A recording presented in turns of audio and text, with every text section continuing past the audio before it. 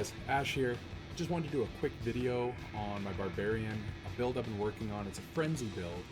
It's based around the Legacy of Nightmare set, which is the Litany of the Undaunted and the Wailing Host rings. So for every ancient item that you have equipped, you're going to get an increase in damage of 100% and a decrease in your damage taken by 4%.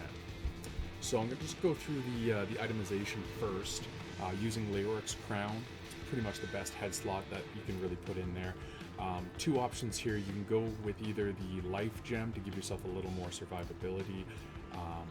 Later on, you'll see that the more life you have in this build, it really helps you become a lot stronger with your recovery and your healing.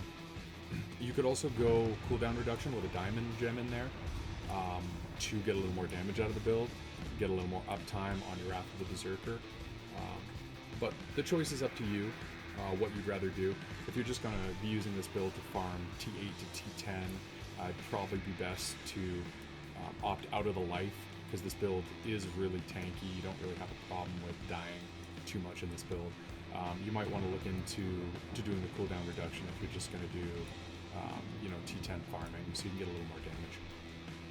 Using a Hellfire Amulet, there's a couple options here. I'm using the Hellfire Amulet just because it's kind of nice to have that extra passive ability.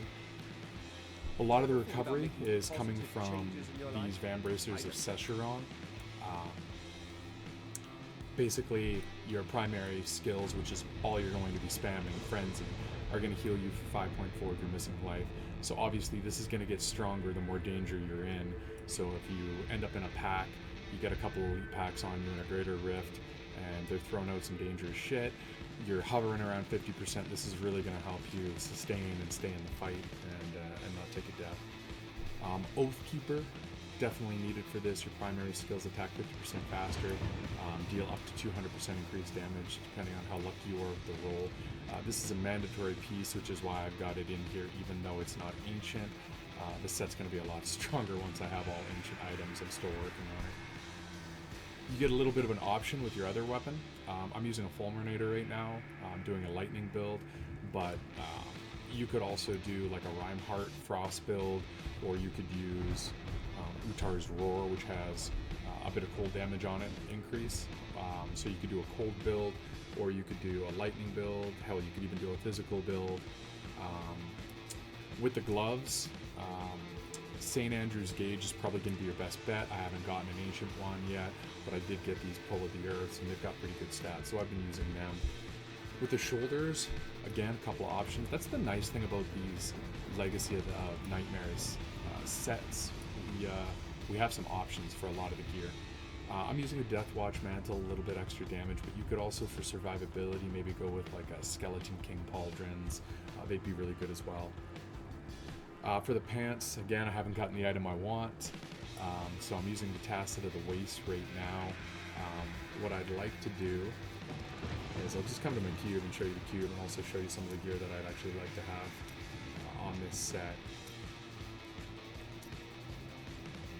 I'd like to have the Depth Diggers to increase my primary skills, which is the Frenzy, by 100% additional damage. That's going to be nice. Now that is additive, so it's not a huge amount of damage, but it is a damage increase that's going to be really nice with this build.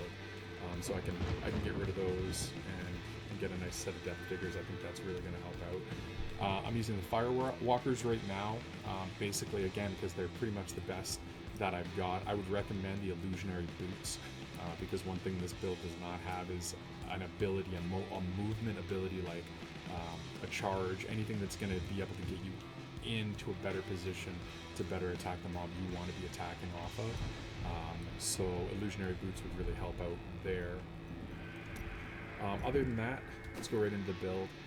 Battle Rage Bloodshed, really important. This build is really strong in single target, but it kind of lacks AoE.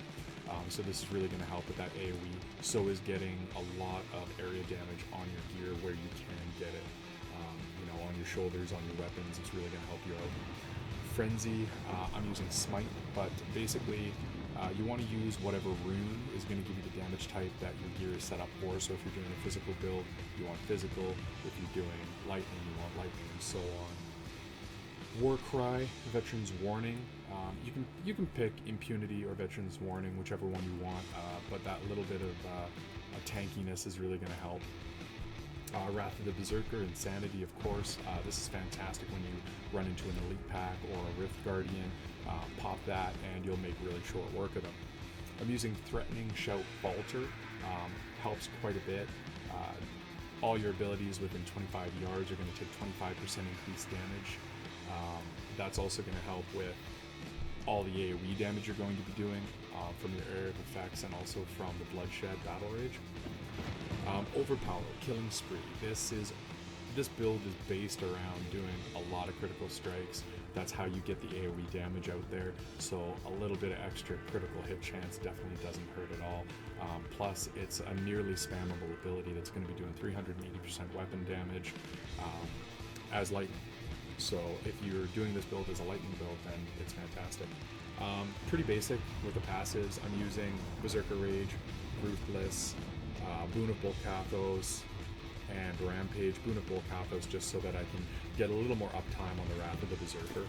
And then I've got the Brawler passive on my Hellfire Amulet. I think the Brawler passive is probably one of the better ones. I think I'd probably get rid of Boon of Bolkathos, maybe if I didn't have a Hellfire Amulet, but honestly I wouldn't want to have to pick. Those 5 passives are pretty damn strong.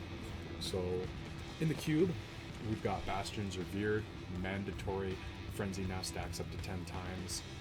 It's fantastic, really gets your attack speed up there, really helps this build do a whole lot of damage. I've seen some people try to use Bastions Revered as their weapon, and they cube the Oathkeeper instead. When you're using the Legacy of Nightmares, I think that's a mistake, just because you're missing out on that potential 100% increased damage and the reduction in damage taken by 4% by not having that extra weapon. By dual wielding, you're not only getting 2 critical hit damage gems, but you're also getting the extra 100% damage from your Legacy of Nightmares. So I think it's really important to dual wield for this build. Undisputed Champion, absolutely mandatory, as is the String of Ears for that tankiness. In a perfect world, I think it'd probably be easier if you can get a nice ancient Undisputed Champion to go ahead and cube the String of Ears, just so that you don't end up like me with a poorly rolled one that's only reducing my damage from melee attacks by 25%. That can be up to 30%, and if you cube it, you're guaranteed to get the max off of the cube. So you'd be gaining that extra 5% if you get a poor roll on your String of Ears like I did. I'm just waiting for a good Undisputed Champion, and I'll switch that out. And Unity. Obviously you want to use that with the Immortality relic on your follower, and you want to make sure that you've got the Unity equipped on your follower as well. Reduces all your damage by 50%. Obviously, huge survivability. That's pretty much it. Now it's just time to show off the build a little bit. Now, like I said, I don't have every piece of gear that I want to get on this build, so I'm not going to go too crazy here. Just going to do maybe a Raider Rift 60 just to show you what it can do.